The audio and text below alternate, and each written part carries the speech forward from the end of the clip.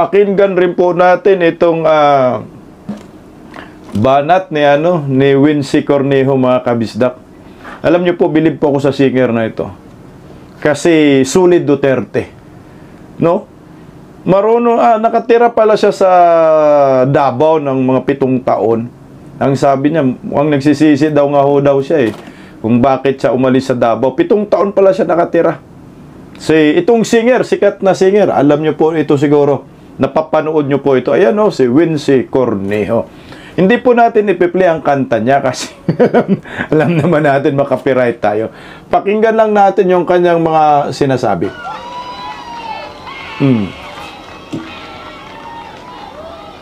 Bakit parang ang hina yata ng mga palakpatak sigaw?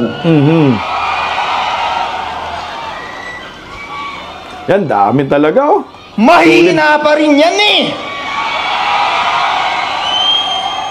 Wala na bang ilalakas? Grabe. Ganyan. Yan ang maganda. Diba? Ika nga nila, pagka kami mga performer ay nasa entablado, ang pinakamasarap na marinig namin ay ang palakpak at sigawan ng aming audience. Sana, hindi lang sa akin, isa na lang yata ang natitira, ng performer. So sana sa lahat ng mga perform tonight, ganyan kayo. Testingin nga natin ulit. Gano'ng kalakas sumigaw mga dawawan nyo? Ayun. Ganyan. So mga kaibigan, bago ako magpatuloy sa aking mga awitin, gusto ko lang sabihin sa inyo, alam nyo, ang isa sa mga pinakamalaking pagsisisi ko sa buhay ay umalis pa ako ng Davao. Siguro hindi nyo alam, marami sa inyo ang hindi nakakaalam, na nagpuyo ko dito for 7 years. Puyo, nakatira. For 7 years, I lived in Davao City. In 2010 yata, nung naglipat ako rito. I transferred from Manila to Davao in 2010 and went back to the chaotic, dirty, noisy, smelly, and samok kaayo na city called Manila. Metro Manila. So ako, aminado talaga ako, isa sa mga pagsisisi ko sa buhay ay bumalik pa ako ron. Sana dito na lang talaga ako nagstay sa Davao. Pero the good thing is, baka next year, magbalik ko dito. Baka lang. Hopefully, next year I get to come back and live here in Davao with all of you amazing people. And daghan salamat sa inyong lahat for adopting me despite the fact that ako'y taga doon sa malayo, sa Luzon. But I am very, very thankful for all the people who have accepted me here in Davao. Bigyan ninyo yung inyong mga sarili ng malaking round of applause.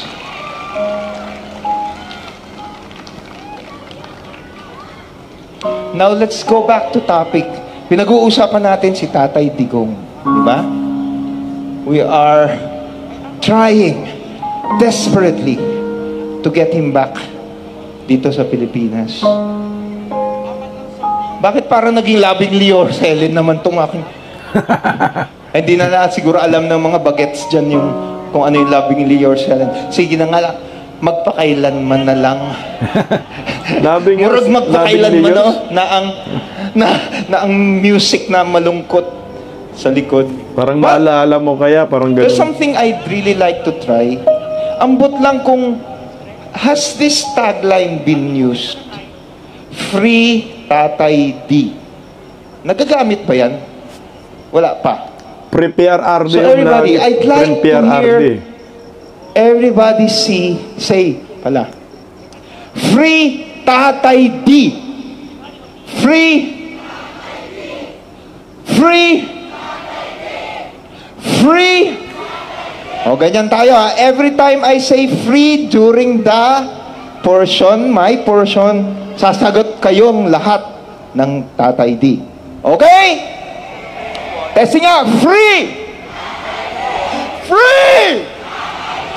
There we go. Hindi na po natin mapiplay yung kasunod kasi may copyright. Kanta po yun eh. Sa mga gustong mapanood yung kanta na yun doon sa FB page ng FPRRD Supporters FB page. Yan o. Galing po yan sa kanya.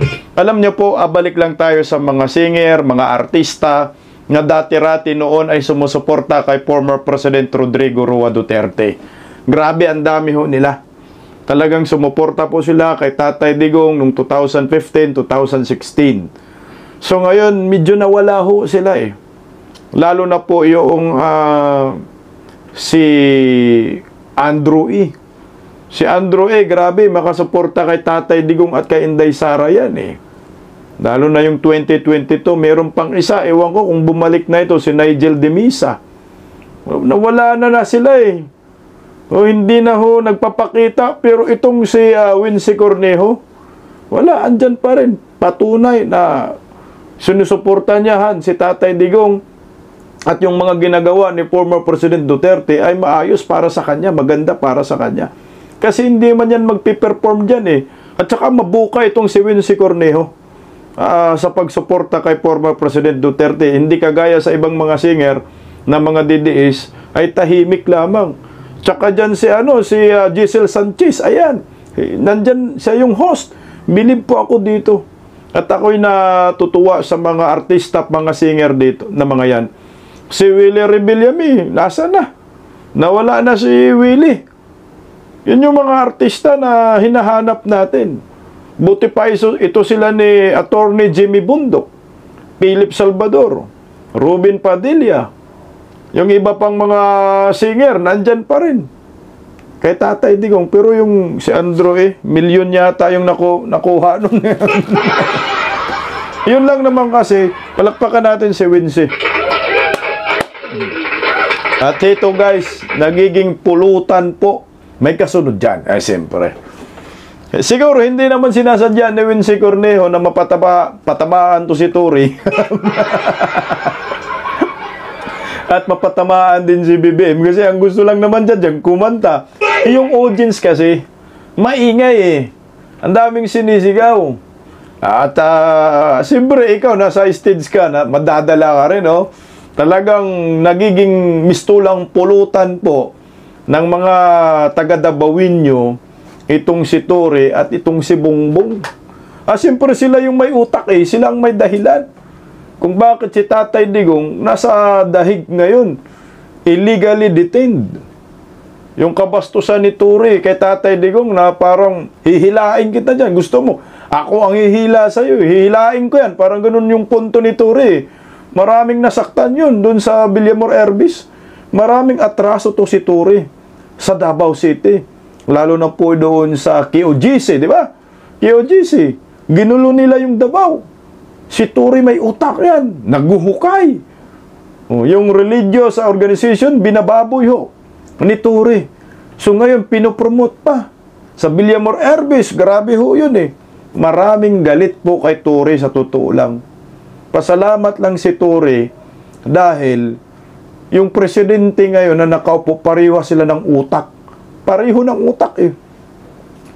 Suportado si Tory, nagiging tuta si Tory dito, napopromote ka nga, pero yung ginagawa mo hindi maganda. Yung kabulastugan ng taong ito, yan ang nagpapromote sa kanya. Mantakin mo kung sino ba yung walang hiyang pulis, siya pa ngayon ang pinopromote ng presidente.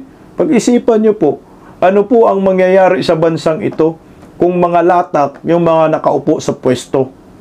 Kaya hindi mo masisisi itong mga taga Davao nababanatan ho itong mag-among ito eh. Nagiging pulutan po sila dyan eh. Pakinggan po natin Ito mga kabisdak. Tory pisot.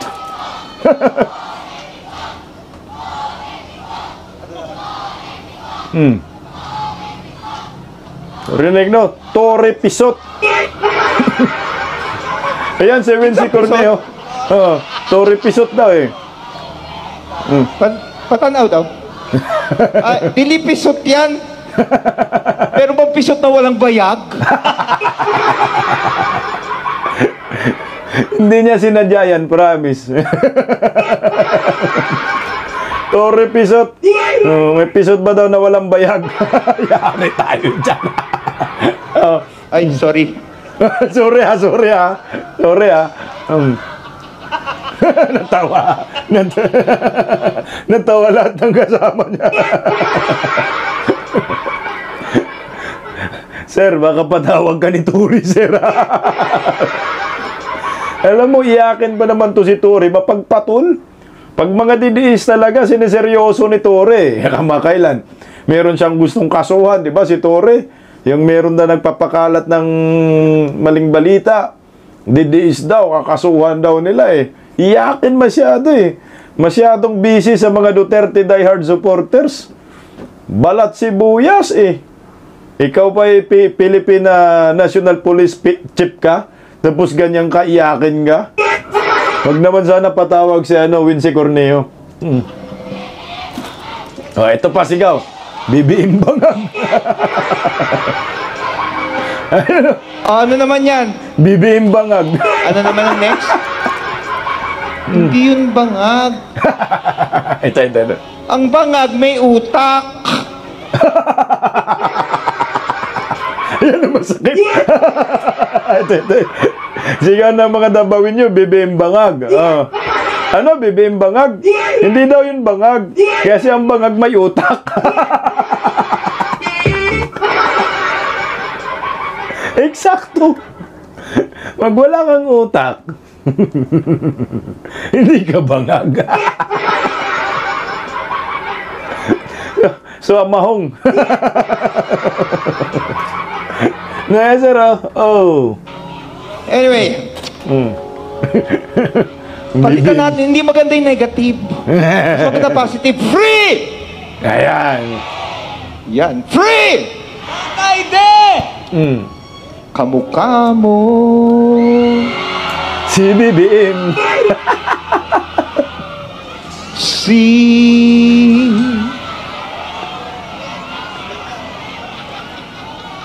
Sino ba gusto nyo pag-usapan? Si BBM o si Tore? Sino ba kamukha ni Tore? Si Tore. Kamukha mo si Diwata. Diwata. Ano? Mas masakit. Kamukha mo si... Sinong gusto nyo? Si BBM? O si Palaka? Si Diwata?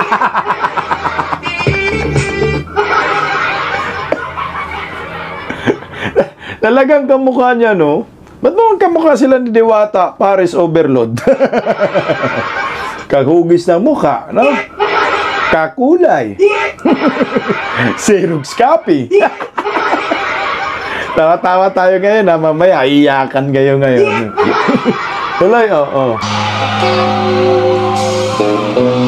Nang tayo ay bata. Dapat sinabi mo na rin, sir, nang tayo ay bakla pa. Kamukha mo si Diwata.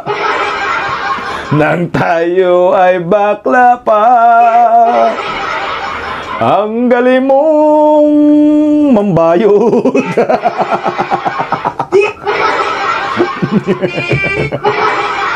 Ay, palakpakan natin si Wincy Corneo. Hindi naman sinadya ni Wincy Corneo na sasabihin niya pisot si Tore at bagag si BBM.